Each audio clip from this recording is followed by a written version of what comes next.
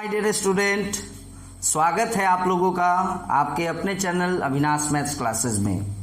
जैसा कि आपको याद होगा कि अभी क्लास 10th का जो हमारा चैप्टर चल रहा है वह है linear equation in two variable, और हमने आपको इससे पहले वाले वीडियो में यूनिक सॉल्यूशन का केस पढ़ाया था कि यदि a1/a2 is not equal to b1/b2 होगा तो यूनिक सॉल्यूशन होगा।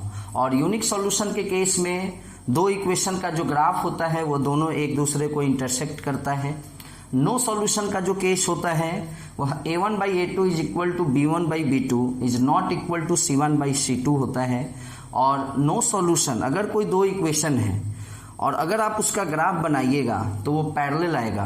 कब? जब वो नो सॉल्यूशन होगा तब। और इनफाइनाइट नंबर ऑफ सॉल्यूशन का जो केस होता है माय डियर स्टूडेंट वो a1/a2 is equal to b1/b2 is equal to c1/c2 होता है। और अगर आप किसी दो इक्वेशन का ग्राफ बनाने जा रहे हैं और अगर दोनों ही इक्वेशन का ग्राफ एक के ऊपर दूसरा ओवरलैप कर रहा है या कोइंसिडेंट इसको बोलते हैं, है ना, कोइंसाइड कर रहा है, तो इस केस में आप समझिए कि जो सॉल्यूशन होगा दोनों इक्वेशन का वह इनफाइनाइट नंबर ऑफ सॉल्यूशन होगा। यूनिक सॉल्यूशन और इनफाइनाइट नंबर ऑफ सॉल्यूशन को कंसिस्टेंट भी कह सकते हैं या कहते हैं, और नो सॉल्यूशन को हम लोग इनकंसिस्टेंट कहते हैं। जैसा कि आप लोगों को याद होगा हमारे फर्स्ट वीडियो में हमने आपको पढ़ाया था कि कोई भी दो इक्वेशन यदि आपको दिया है तो पहले कैसे चेक करेंगे कि ये दोनों इक्वेशन यूनिक है, कि नो सॉल्यूशन है, कि इनफाइनाइट नंबर ऑफ सॉल्यूशन है। बाय ग्राफिकल मेथड तो आप आराम से कर सकते हैं। इसके लिए आपको ग्राफ बनाना होगा। दो जो इक्वेशन दिया रहेगा दोनों इक्वेशन का ग्राफ बनाइए। अगर ग्राफ कट गया यूनिक सॉल्यूशन, पैरेलल हो गया नो सॉल्यूशन, और अगर कोइंसाइड कर गया infinite number of solution. But अभी जो हम लोग पढ़ाई कर रहे हैं उसमें आपको ग्राफ बनाने की ज़रूरत नहीं है। उसमें आपको इसको चेक करना होता है। a1/a2 b1/b2 c1/c2 के वैल्यू को पहले फाइंड आउट कर लीजिए और देखिए कि इस तीनों में से कौन सा केस उसमें सेट कर रहा है। यदि तीनों बराबर आ रहा है समझ जाइए इनफाइनाइट नंबर ऑफ सॉल्यूशन। यदि a1/a2 b1/b2 इक्वल आ रहा है बट c1/c2 इक्वल नहीं आ रहा है तो समझ जाइए माय डियर स्टूडेंट कि नो सॉल्यूशन है। और unique solution a1/a2 is not equal to b1/b2 को हम लोग यूनिक सॉल्यूशन कहते हैं। चलिए माय डियर स्टूडेंट, आज के इस वीडियो में हम लोग आगे बढ़ेंगे। आपको याद होगा कि हमारा जो फर्स्ट वीडियो था उसमें हमने आपको ये पढ़ाया था कि हाउ टू चेक, कैसे चेक करेंगे कि कोई भी दो इक्वेशन अगर दिया है तो वह यूनिक है, कि नो सॉल्यूशन है, कि इनफाइनाइट नंबर ऑफ सॉल्यूशन है, विदाउट ड्राइंग ग्राफ, है ना। इस कंडीशंस को देखकर बताना हमने सीखा था। उसके बाद हमने आपको बताया था कि यदि आपको दिया हुआ है ऑलरेडी कि इनफाइनाइट नंबर ऑफ सॉल्यूशन है और उसको में याद होगा आपको के का वैल्यू निकालना, या नो सॉल्यूशन दिया हुआ है के का वैल्यू निकालना, यूनिक सॉल्यूशन दिया हुआ है के का वैल्यू निकालना। यानी आपने ये देखा कि आपको अभी तक हमने ये बता दिया कि एक वैल्यू कैसे निकलता है। एक वैल्यू यदि फाइंड आउट करना होगा, एक अननोन वैल्यू अगर फाइंड आउट करना होगा तो कैसे पता करेंगे, कैसे निकालेंगे। बट आज का जो हमारा क्वेश्चन है उसमें आप देख सकते हैं इस इक्वेशन को। इस इक्वेशन को यदि आप गौर से देखेंगे माय डियर स्टूडेंट तो आपको ये दिखेगा कि यहाँ दो दो अननोन वैल्यू है P और Q, और यहाँ दिया हुआ है कि जो सॉल्यूशन होगा वो इनफाइनाइट होगा, है ना। इनफाइनाइट नंबर ऑफ सॉल्यूशन का ये केस ऑलरेडी क्वेश्चन में दिया हुआ है। And we have to find out the value of P and Q। अभी तक ऐसा नहीं है कि इस तरह का क्वेश्चन हम लोग सॉल्व नहीं किए हैं हम अपने पहले वीडियो में। बट वहाँ क्या था माय डियर स्टूडेंट कि एक अननोन वैल्यू हुआ करता था, जैसे केवल K, जैसे केवल A। बट यहाँ दो दो अननोन वैल्यू है। घबराने की कोई आवश्यकता नहीं है माय डियर स्टूडेंट, ये भी चुटकी बजाते हुए बन जाएगा। शायद आपको याद होगा इनफाइनाइट नंबर ऑफ सॉल्यूशन में 3 केसेज होते हैं। अगर ये तीनों बराबर है तो हम इस दोनों को भी बराबर लिख सकते हैं, इस दोनों को भी लिख सकते हैं और इस दोनों को भी लिख सकते हैं। तो case number 1 a1/a2 is equal to b1/b2। यदि मैं इसको सॉल्व करूं तो देखिएगा, चूंकि ये फर्स्ट इक्वेशन है तो ये a1 होगा, ये b1 होगा, ये c1 होगा, और चूंकि ये सेकेंड इक्वेशन है तो x के बगल वाले को a2, y के बगल वाले को b2, और जिसमें x और y नहीं यानी कांस्टेंट उसको c2 कहेंगे। तो अगर हम इस केस को देखते हैं तो a1/a2 यानी my dear student 2/p + q is equal to b1 3/2p - q। Cross multiplication 2 2 जा 4p - 2q is equal to 3p + 3q। 4p है, अगर ये 3p इधर आएगा -3p हो जाएगा, और अगर ये -2q उधर जाएगा तो +2q हो जाएगा। तो ऑलरेडी 3q है, अब 2q और उधर चला जाएगा तो 5q, यानी आपने देखा कि p = 5q आया। एक इक्वेशन तो हमारे पास आया ना कि p कितना है, तो 5q है। चलिए, ठीक उसी तरह से हमारे पास 3 केस है। अभी हम केवल केस 1 को सॉल्व किए हैं तो उससे हमको इतना रिजल्ट आया है। अब माय डियर स्टूडेंट केस 2 को सॉल्व करते हैं। केस 2 कहता है b1/b2 is equal to c1/c2। तो b1 हमारा 3 है, b2 हमारा 2p - q है, और c1 हमारा 9 है, और c2 हमारा 3, अब ब्रैकेट के अंदर p + q + 1 है। यदि हम इसको सॉल्व करें तो फिर हमें एक इक्वेशन आएगा। चलिए देखते हैं कैसे सॉल्व होगा। 3p, पहले तो इस 3 को p से मल्टीप्लाई करेंगे 3p, और 3 से मल्टीप्लाई फिर तो 9p। 3 को q से मल्टीप्लाई करेंगे 3q, और फिर 3 से करेंगे तो 9q। 3 को 1 से करेंगे 3, और 3 से फिर करेंगे तो 9 is equal to my dear student 9 2 जा 18p - 9q। कितना आसान है ना, -9q, यहाँ पे q होगा माय डियर स्टूडेंट। अब देखिए, शायद आपको याद होगा, अच्छा चलिए क्या याद है नहीं है वो बाद में करेंगे, पहले इसको थोड़ा सॉल्व करते हैं।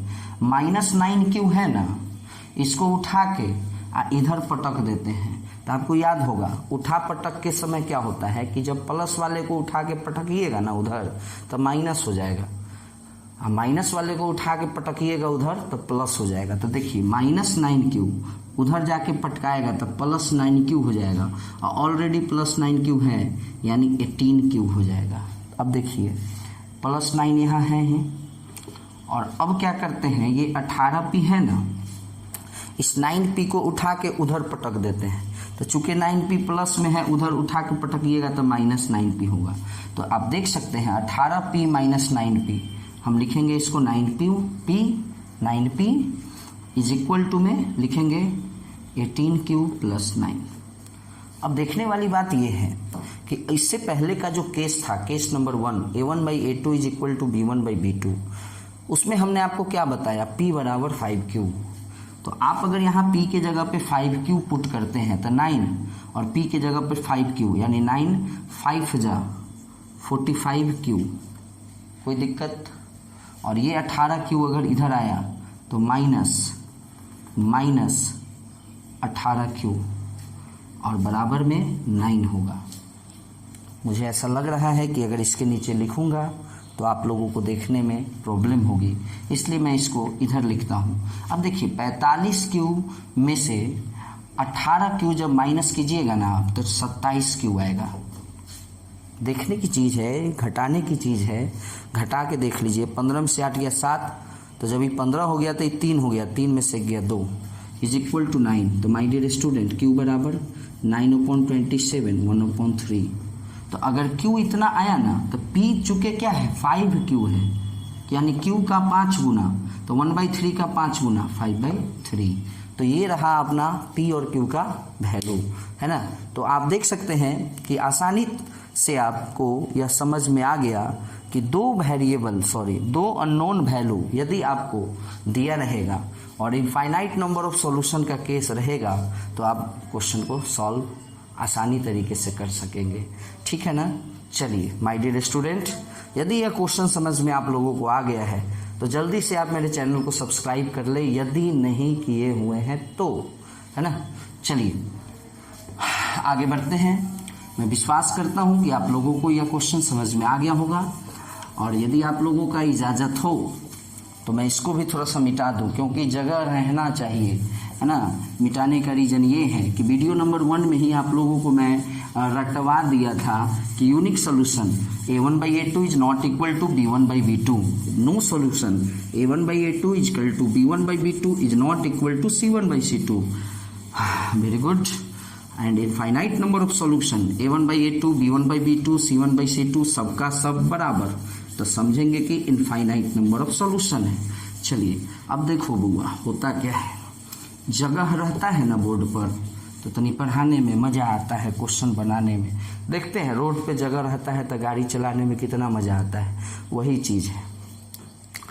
चलिए माय डियर स्टूडेंट, इतना से अभी रुकना नहीं है, अभी हम लोगों को बहुत क्वेश्चन सॉल्व करना है। जैसे 3x + 4y is equal to 12। My dear student, एक इक्वेशन है और दूसरा इक्वेशन है a + b × x। और ये जो भी क्वेश्चन मैं आपको बता रहा हूँ ये आपको सीबीएसई से पूछा हुआ क्वेश्चन है, सीबीएसई में, है ना। चलिए माय डियर स्टूडेंट, यहाँ भी आपको वही चीज़ है, क्या चीज़ है, इनफाइनाइट नंबर ऑफ सॉल्यूशन का केस दिया है। तो my dear student, infinite number of solution है तो केस 1 a1/a2 b1/b2, है ना। Case 2 b1/b2 c1/c2। देखते हैं, ऐसा भी होता है कभी कभी कि तीसरा केस हमको बनाने की ज़रूरत ही ना पड़े, 2 ही से काम चल जाएगा। जैसे जस्ट इससे पहले आपने क्या देखा उस क्वेश्चन को सॉल्व करने में, भैया इससे पहले भी आप लोग क्या पढ़े हैं एलिमिनेशन मेथड में, कि अगर 2 वैल्यू निकालना है उसके लिए 2 इक्वेशन चाहिए। एक इसको सॉल्व करेंगे, एगो इक्वेशन आएगा, एगो इसको सॉल्व करेंगे, दूसरा इक्वेशन आएगा। खैर चलिए देखते हैं, ये a1 होगा, b1 होगा, c1 होगा, a2 होगा, b2 होगा, c2 होगा। चलिए case number 1 a1/a2 is equal to b1/b2। देखिएगा मल्टीप्लाई जब कराएंगे ना तो ये हो जाएगा 2a - 2b। चलिए अब आप इसको सॉल्व कर लीजिए। 3 × 2 = 6a, 3 × 2 = 6b, 4a 4b। अब देखने वाली बात ये है कि 6 गो a है, आई 4 गो a है, अगर ये इधर आएगा तो 2 गो a हो जाएगा। क्लियर है। और -6 गो b जब उठा के उधर पटकेंगे तो हम आपको बताए थे कि अगर माइनस उधर पटकाएगा तो प्लस हो जाएगा। तो 6 गो b प्लस और 4 गो b तो 10 गो b। तो यहाँ से आपको a का वैल्यू 5b आएगा। चलिए एक बात आया कि a कितना है तो b का 5 गुना है। हमको शायद याद आ रहा है कि इससे पहले वाले क्वेश्चन को भी सॉल्व किए थे तो p कितना आया था तो 5q आया था। खैर अब आइए b1 4, b2 2a - 2b, multiply कराना होगा, c1 c2 हो गया। इसको सॉल्व करना है। 5 × 4 = 20a, 4 × 1 = 4, 12 दूना 24a और 12 दूना 24b हो गया। अब देखने वाली बात यह है माय डियर स्टूडेंट कि आप -24b को उठा के इधर पटक दीजिए तो ये सीधे 24b हो जाएगा, क्या है कि माइनस में है, एन आके पटकाएगा तो प्लस हो जाएगा। ऑलरेडी ये -4 है, इसको डिस्टर्ब करने की ज़रूरत नहीं है। अब क्या कीजिए कि इस 20a को उठा के उधर ले जाइए तो 24a और -20a ये बनेगा 4 गो a। अब देखने वाली बात ये है माय डियर स्टूडेंट, आपका अगर दिमाग काम कर रहा है तो ठीक, और नहीं तो देख सकते हैं आप 4 यहाँ भी है, 4 यहाँ भी है और ये 24 है, 4 से इसमें भी डिवाइड हो सकता है। यानी एक काम तो आप ये कर सकते हैं कि 4 को कॉमन लेके हटा सकते हैं, नहीं तो कोई बात नहीं है। अब ये न पढ़े हैं कि a कितना है 5b, तो देखिए 4 तो है, ये है 4 और a के जगह पे 5b लिखेंगे तो 4 और 5b तो 5 चौका 20b नहीं हो जाएगा, मतलब नहीं समझे। जैसे 4 है, a है तो 4 और a के जगह पर 5b लिख सकते हैं तो लिख दिए, तो 5 चौका 20 भी नहीं हो जाएगा, है ना। चलिए अब ये 24b है और ये -4 है। तो जैसा कि आप देख सकते हैं कि 20b को यदि हम उठा के इधर पटकेंगे तो ये प्लस है, पटकाएगा तो माइनस होगा। तो 24b और -20 गो b, 4 गो b, और -4 जब उधर जाएगा तो +4, जहाँ से b का वैल्यू आया 4 एकम 4 यानी b बराबर 1। तो बउआ अगर b 1 है तो a तो b का 5 गुना था ना, तो 1 का 5 गुना यानी 5 होगा। तो माय डियर स्टूडेंट, मैं विश्वास करता हूँ कि आप लोगों को यह क्वेश्चन समझ में आ गया होगा। चलिए, जितना ज़्यादा से ज़्यादा आप हमारे चैनल को शेयर कर दें और बच्चों के साथ, उतना ज़्यादा बेनिफिट होगा बच्चों के लिए, ताकि कुछ हमसे सीख पाए वो, है ना। चलिए, गर्मी काफ़ी है, वैसे तो टाइम सुबह का है। माय डियर स्टूडेंट, मैं आपको बता दूं कि अभी टाइम हो रहा है 6:57, बट गर्मी काफ़ी है, जैसा कि आप देख पा रहे होंगे। चलिए, कोई बात नहीं है, ऐसा थोड़े नहीं है कि गर्मी है तो पढ़ाई रुक जाएगा, पढ़ाई तो होते ही रहेगा। तो इस तरह से आप देख सकते हैं कि हमने आपको अभी 2 क्वेश्चन समझाया। क्वेश्चन ऐसा था कि जिसमें आपको दिया हुआ था कि इनफाइनाइट नंबर ऑफ सॉल्यूशन है और आपको क्या करना था कि 2 अननोन वैल्यू निकालना था, ए और बी। मतलब कहीं ए था, कहीं ए और बी था। एक क्वेश्चन में हमको शायद याद है, शायद क्या पी और क्यू था। तो बात वही हुआ, है ना। चलिए माय डियर स्टूडेंट, एक और क्वेश्चन देखते हैं, और हमें नहीं लगता है कि इससे ज़्यादा का जरूरत पड़ेगा आपको, क्योंकि हर चीज़ में वही है। इनफाइनाइट नंबर ऑफ सॉल्यूशन दे दिया, हमारे पास दोनों इक्वेशन दे दिया।